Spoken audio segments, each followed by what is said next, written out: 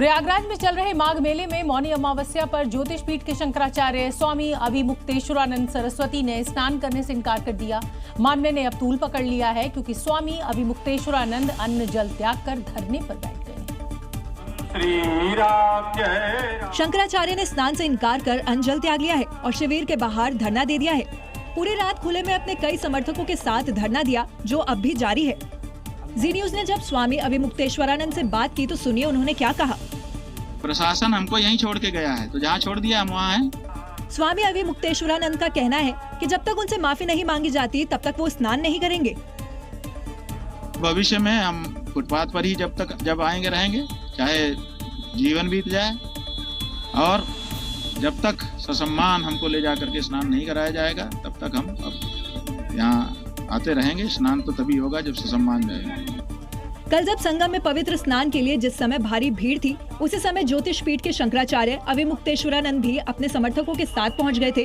Police के रोकने पर धक्का मुक्की की स्थिति बन गई थी और तभी शंकराचार्य नाराज होकर अन्न जल त्याग कर हठ प्रण पर बैठ गए थे। बात पते की में इस समय की बड़ी खबर मुर्शिदाबाद से SIR को लेकर यहाँ हिंसा भड़क गई है। फॉर्म 7 जमा करने पर यहाँ बवाल हुआ है। TMC और बीजेपी के कार्यकर्ता आमने सामने। SDO कार्यालय के बाहर पथराव भी देखने को मिला। पश्चिम बंगाल में चल रही SIR प्रक्रिया में आज दावे और आपत्तियां दर्ज कराने का अंतिम दिन है और इसको माहौल यहाँ पर खराब हुआ। TMC के कार्यकर्ता और बीजेपी के कार्यकर्ता आपस में एक दूसरे के ऊपर पथराव करते नजर आए।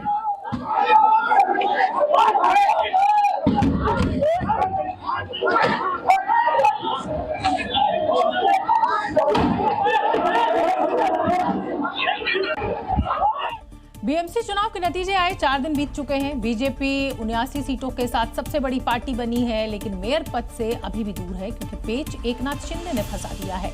2.5 साल का फॉर्मूला देकर शिंदे ने देवेंद्र फडणवीस के माथे पर कहीं ना कहीं तनाव ला दिया है। उद्धव ठाकरे को अपना मेयर बनाने की संभावना दिखने लगी है और संजय राउत इसके सपने भी देखने लगे हैं, क्योंकि शिंदे अभी तक माने नहीं है। दरअसल शिवसेना UBT के पास 70 पार्षद है, कांग्रेस के पास 24, जबकि बीजेपी के पास 121 का आंकड़ा है।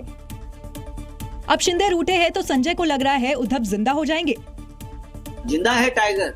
अभी भी शिवसेना के पास और उनके साथियों के पास एक ऐसा आंकड़ा है जो उनको चैलेंज कर सकता है, लेकिन कभी कभी मजा भी लेना चाहिए ना।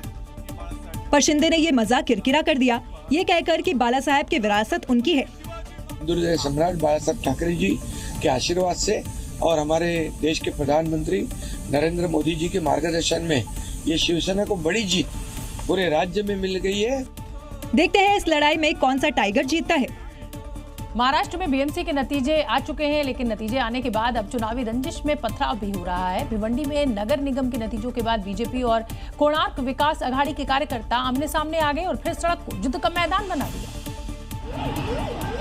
ये तस्वीरें उसी युद्ध की है। बीजेपी कार्यालय के बाहर कहासुनी हुई और फिर KVA के कार्यकर्ताओं ने ऑफिस पर पत्थर फेंकना शुरू कर दिया। तस्वीरों में देखिए कैसे पत्थर फेंके जा रहे हैं। इसके बाद बीजेपी कार्यकर्ता भी आग बबूला हो गए और उन्होंने कुर्सियां फेंकना शुरू कर दिया। तस्वीरों में देखिए जिसके हाथ जो लगा उससे दूसरे पर हमला करने लगा।